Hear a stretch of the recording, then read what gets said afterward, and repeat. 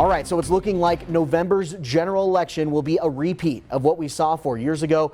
President Joe Biden and former President Donald Trump both dominated Super Tuesday and are expected to win their party's nomination. First, let's take a look at Colorado's results. The state is reporting over 99% of the votes are in this morning. Voter turnout is at 36%.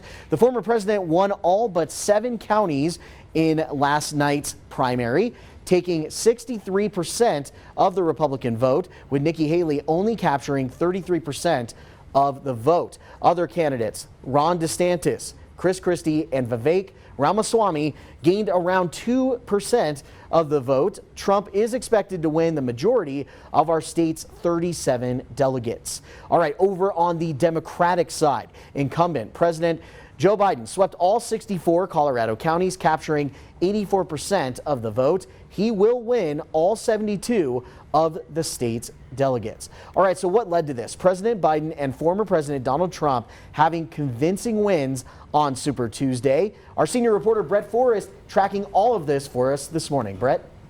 Hey, good morning. So let's take a look nationally first. Both President Biden and former President Trump, as you said, pretty much dominated almost across the board. President Biden did lose in American Samoa. That's a U.S. territory. Otherwise winning pretty convincingly elsewhere.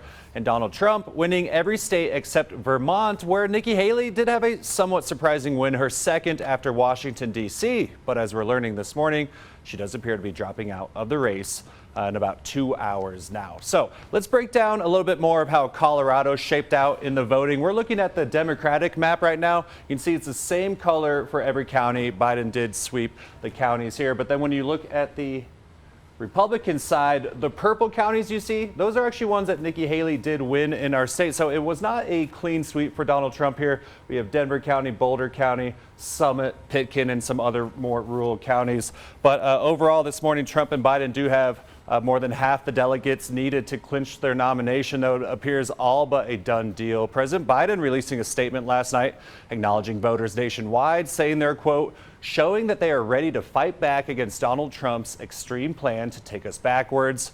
Donald Trump, for his part, addressing supporters at Mar-a-Lago, already looking ahead to the general election. Take a listen.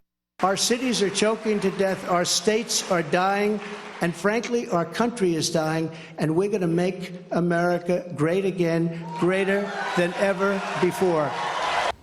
Now, with reports Nikki Haley is dropping out, there remain no viable candidates running against Donald Trump on the Republican side. And Patrick, there are still primaries where people will still vote across the country in the coming weeks, but really now just boils down to Trump and President Biden, as many expected.